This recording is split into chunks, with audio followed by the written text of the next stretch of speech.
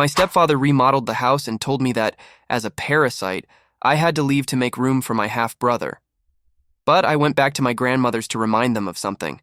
I'm 18 years old, and I've just been kicked out of my own home. I desperately need advice. To start, I've never had a perfect family. My parents were childless for 4 years before my mother became pregnant with me. I've been told it was a miracle, as they had tried for so long and lost hope. When my mother discovered she was pregnant, both were ecstatic and began planning for the future. But according to my grandmother, their happiness was short-lived. My parents were never truly happy together. They constantly fought, even during my mother's pregnancy. Most arguments were about the same things. My mom hated that my dad gambled, and my dad hated that my mom drank, even while pregnant. To compromise, my dad agreed to stop gambling if my mom would stop drinking. She initially agreed, but didn't keep her promise. My dad found hidden bottles around the house, and he felt she was endangering both her life and mine. He gave her an ultimatum: quit drinking, or he would leave. This enraged my mom. She verbally abused him and, in a fit of rage, threw scissors at him, injuring his eye. He was rushed to the doctor and learned he had a partial corneal laceration. Luckily, it didn't cause permanent vision loss. The incident scared my mom into begging my dad not to press charges, promising to change. My dad decided to let it go. When I was finally born, my parents were happy and cared for me as best as they could. However, the peace didn't last. One day, my dad came home from work to find me crying uncontrollably in my room while my mom was passed out drunk on the sofa. Furious, he confronted her, but she dismissed it, saying motherhood was hard, and it was just one drink. My dad considered calling Child Protective Services, but decided against it. After that, my mom began drinking secretly, usually in the mornings after my dad left for work. This led to days when I was left hungry, my health declined, and I started losing weight. My grandmother would visit and find the house a mess.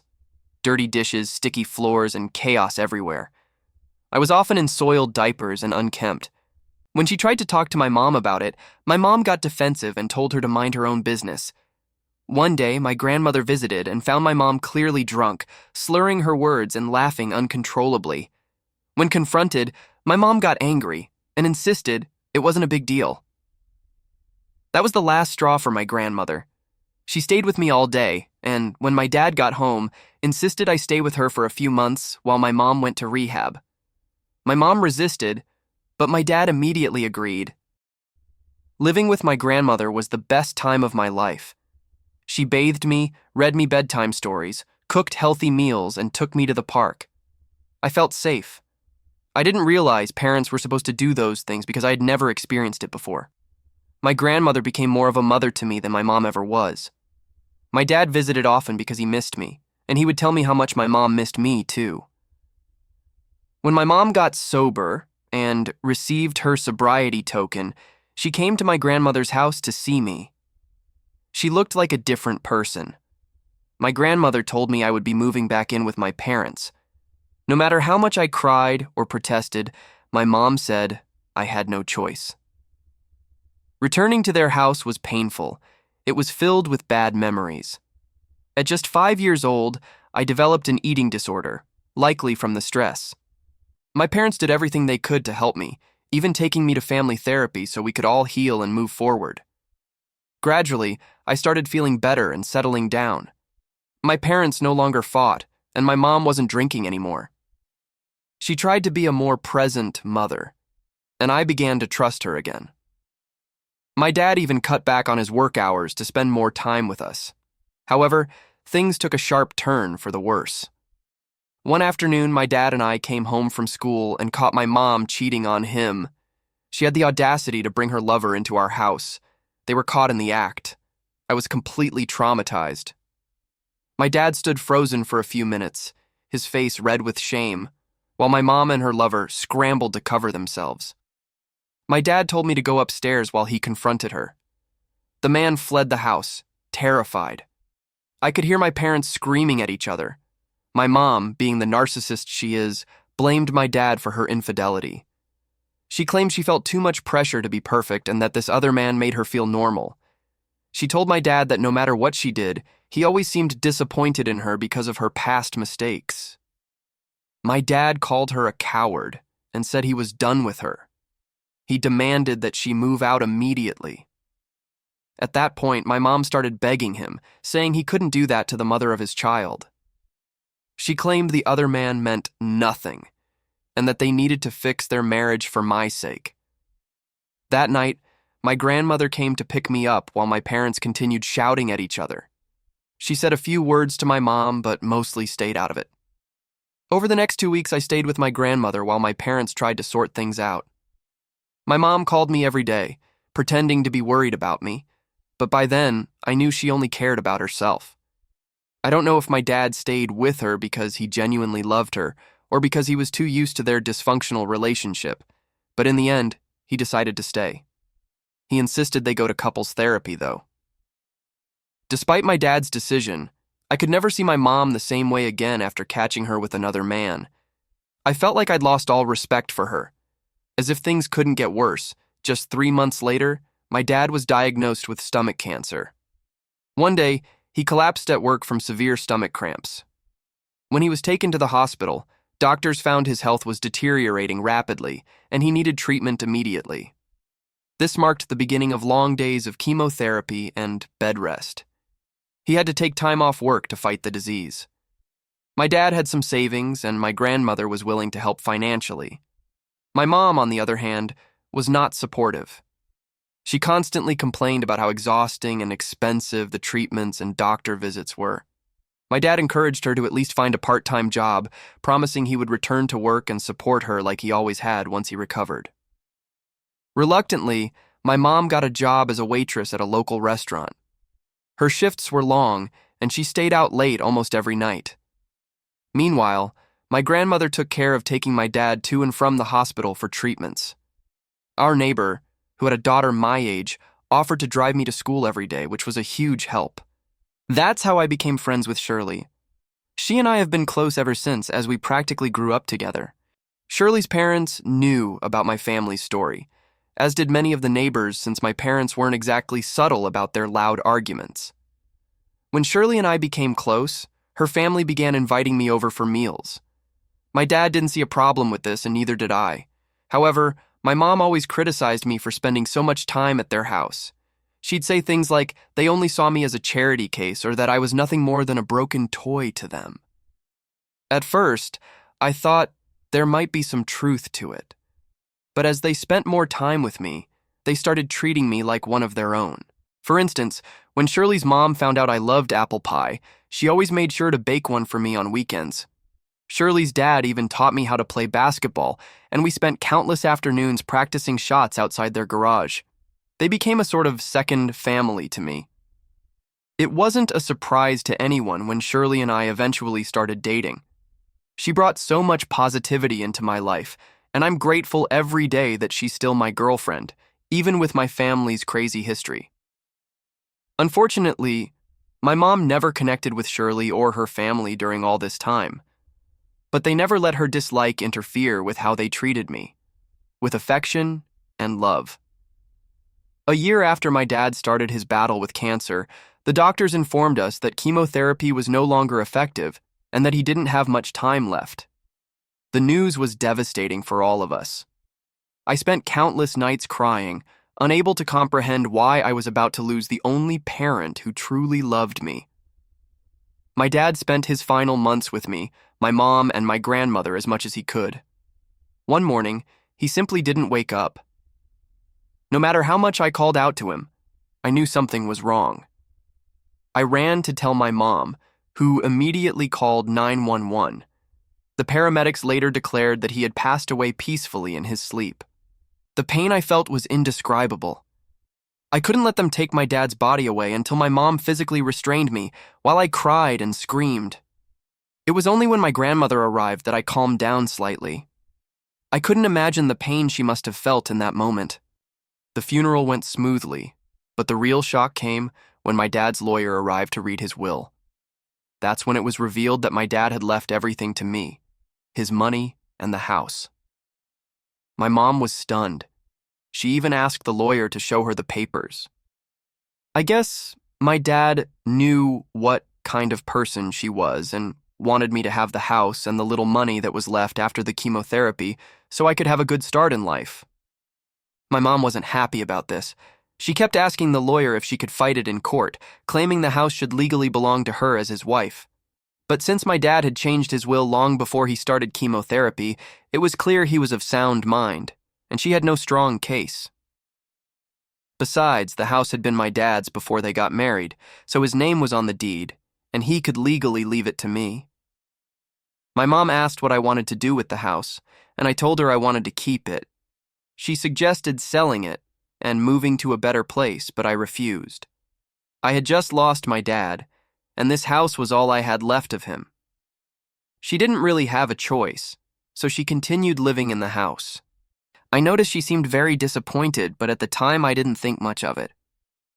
Not even 2 months later, my mom told me she had met someone and wanted me to meet him. Imagine my surprise when we walked into a restaurant, and she introduced me to none other than Andrew, the same man I had caught her with years ago. I immediately recoiled in disgust and shock as the man extended his hand to greet me. I asked my mom if he was the same guy, and she acted surprised, asking me to sit down so she could explain. I refused to shake his hand or even acknowledge him, furious that my mom thought I would ever want to meet him. She began explaining how they had reconnected after all these years, and that Andrew was just an old friend who made her feel good after my dad's death. There was something about her words that felt like a lie. They seemed far too comfortable with each other, even kissing in front of me, which made me feel even more uncomfortable. I started thinking about all the late nights my mom had come home while my dad was still alive, claiming she was working extra shifts. For all I knew, she could have been seeing this man behind our backs. Throughout the meal, I ignored Andrew every time he tried to talk to me. Later, my mom was furious, accusing me of being rude to her boyfriend. She even went as far as saying she was considering marrying Andrew in a few months so I could finally have a positive role model in my life. That made me so angry that I told her there was no way I wanted Andrew in my life. I told her that if she married him, she'd have to move out, because I'd rather live alone than share a house with someone who had an affair with her while my dad was still alive. My mom threatened me, saying I was still a minor and had no choice in the matter. Unfortunately, she was right. She was right. True to her word, she soon married Andrew and he quickly moved into the house. Once he did, he made it a point to remind me every day that he was now the man of the house. One day, I came home from school to find that all the photos of my dad and me in the living room had been taken down and put in the basement. When I confronted him angrily, he said he and my mom needed to start fresh, and I was only allowed to keep photos of my dad in my bedroom. That was enough to make me hate him, but he also started becoming controlling. He called my mom after her shifts and got upset if she was even a minute late. Eventually, he tried doing the same with me, but I shut him down quickly, reminding him that he was not my father. During this time, I spent most of my afternoons at Shirley's house or the library, where I could study and do homework in peace. I maintained a close relationship with my grandmother, visiting her whenever I could. We'd watch old black and white movies or reminisce about better times. When I graduated high school, my mom didn't even bother attending the ceremony. While I wasn't surprised, it still hurt that she didn't care. Thankfully, my grandmother and Shirley's parents were there, cheering for me during the event. Later that evening, as I was getting ready to go to a party with friends, my mom walked into my room and informed me that since I was now an adult, I needed to take on responsibilities. Confused, I asked what she meant, as I already did my own laundry and dishes. That's when she told me I needed to find a job and start contributing to the household expenses. Apparently, Andrew felt I wasn't doing my part, and as an adult, I was expected to help financially. I was annoyed that she didn't even give me a day to celebrate before dropping this on me, but I agreed. Over the next few weeks, I found a job as a cashier at Burger King while applying to universities. Eventually, I got into a good university in my city, so I didn't need to pay for student housing. However, I did need to buy a car to make getting to campus easier. I asked my mom if she could help me with the cost, but both she and Andrew became furious. Andrew yelled that they were already doing enough for me with their tight finances and called me selfish. My mom didn't even defend me. Instead, she told me I needed to figure it out on my own since I was an adult now. Imagine my surprise when, a few weeks later, I woke up to find workers remodeling the kitchen and downstairs bathroom. When I asked my mom about it, she said Andrew was tired of how old and rusty the house looked, so they were making some updates. I asked where they got the money for renovations when they supposedly couldn't help me buy a car. My mom became frustrated and said I was being demanding. For weeks I watched as they completely renovated the house. I kept my head down and stayed quiet, but Shirley could tell how upset I was and tried her best to cheer me up. Then today I came home to find my belongings packed and sitting in the living room. Shocked, I yelled for my mom, demanding to know why my things weren't in my room. She and Andrew came downstairs and told me they needed to have an important talk with me. They excitedly announced that my mom was pregnant with Andrew's child, a secret they had kept for over 2 months. Andrew then declared that, as a father, he had to prioritize his child's needs, so they decided to turn my room into a nursery. He said it was time for me to move out and live on my own because they couldn't keep supporting a freeloader. My mom agreed and suggested I move in with my grandmother until I could afford my own place. Tears welled up in my eyes. I felt so unwanted that I didn't even bother arguing. I called an Uber, packed my important documents, and went to my grandmother's house. She was as shocked as I was and immediately wanted to confront my mom, but I convinced her to wait until I sought legal advice. I've just turned 18 and know the house legally belongs to me. I'm wondering if I'll face any issues evicting my mom and Andrew. I'll need to consult a lawyer to be sure. Update 1. Alright guys, thank you so much for all your advice. I read all your comments and decided to follow what most of you recommended. First of all, today I went to see a lawyer to better understand my legal situation. The lawyer explained that there was no way my mom and Andrew had any legal claim to the house, as my dad's will was very clear. He advised me to issue them a formal eviction notice, which could later be used in court if they refused to comply. After that, I visited my house with my grandmother. Since I had the keys, I didn't even bother ringing the doorbell. Luckily, no one was home. I called Shirley's dad and asked for his help in changing the locks on the front and back doors, and thankfully, he agreed. By the time Shirley and Andrew returned, the locks had been changed. I met them outside on the porch with my grandmother and refused to let them in. Andrew was furious when he saw me standing there, but my 66-year-old grandmother wasn't intimidated at all. She looked him straight in the eye and told him they had 30 days to move out because I had decided to sell the house, and there was nothing they could do to stop it. I handed them a written notice signed by my lawyer outlining their 30-day eviction period and the legal consequences if they failed to comply. Andrew snatched the paper from my hand to read it, his face turning red with anger. He crumpled it, but my grandmother warned him that destroying it wouldn't change anything. They had 30 days, and that was non-negotiable. As this unfolded, my mom started begging me not to put her through so much stress during her pregnancy. She kept talking about how inconvenient it would be to move when she was already dealing with so much. I was so angry at her for never standing up for me all these years that I started yelling. I reminded her how she'd always left me to fend for myself while she was passed out drunk. I told her that, as an adult, she needed to find her own place and stop living off me and my house. Hearing this, she begged even more, but I told her that she and her freeloading husband were done taking advantage of me.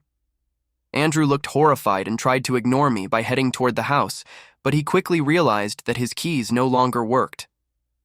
When he discovered the locks had been changed, he started yelling at me. I warned him that if he didn't back off, I'd call the police, as he was technically trespassing on my property. It was satisfying to see him fuming, but powerless. I told both of them that this was just the beginning of their problems, and if they didn't listen, it would get worse. I reminded them that not only would I sue them, but I'd also ensure they drained their finances trying to fight me, while I could simply recover my money from the house sale. Finally, I told them I had nothing to lose at this point, and that my grandmother and I would be there for the next 30 days to make sure they packed up and left. Andrew and my mom clearly didn't expect this and tried to argue, but I didn't let them. I reminded them that I was the homeowner and they were just guests. If they didn't like what I was saying, they were free to check into a motel. I even added that I'd move all their belongings to the porch for them to pick up the next day. Their faces showed a mix of anger and frustration, but they knew I was done with them. This was my house, my rules, and it was time they started respecting that. Update 2. Well, today I woke up and found my story circulating on TikTok. I live in a small town, so there's a good chance that if my neighbors or friends come across the post or video, they'll recognize me. To answer the questions about why I'm giving my mom and Andrew a formal 30-day eviction notice. My lawyer advised me to do this to protect myself in case they try to sue me later. If this ends up in court, having followed the proper process strengthens my case. As for those asking about the money my stepdad spent on remodeling the house, I want to be fair. When I sell the house, I'm prepared to reimburse him for the remodeling costs, as long as he can provide proper receipts that my lawyer can verify. For those wondering why my grandma and I are staying in the house with my mom and Andrew, it's because I don't want them to make false claims about the property. Since they don't pay rent, I, as the homeowner, am not about to abandon my own house. I've also refused to give them keys to the doors, so they can't even claim they live here without one. My grandmother, who doesn't mess around, insisted on staying to make sure these freeloaders leave as soon as possible. Update 3. It's been a while since my last update. Well, some of you guessed correctly. My stepdad and mom tried to play dirty and refused to move out after their 30-day eviction notice expired. However, I was one step ahead. The next time they went to my mom's ultrasound appointment, I moved all their belongings onto the porch and refused to let them back in. When they returned and tried to call the police, there was nothing the police could do. I calmly showed proof that I was the legal owner and explained that neither my stepdad nor my mom even had a key to the house. When the police saw this, they informed my mom and Andrew that their only option was to take the matter to court if they wanted to challenge my claim. Andrew shouted insults at me and tried to approach me aggressively, but one of the officers warned him to calm down or risk being arrested.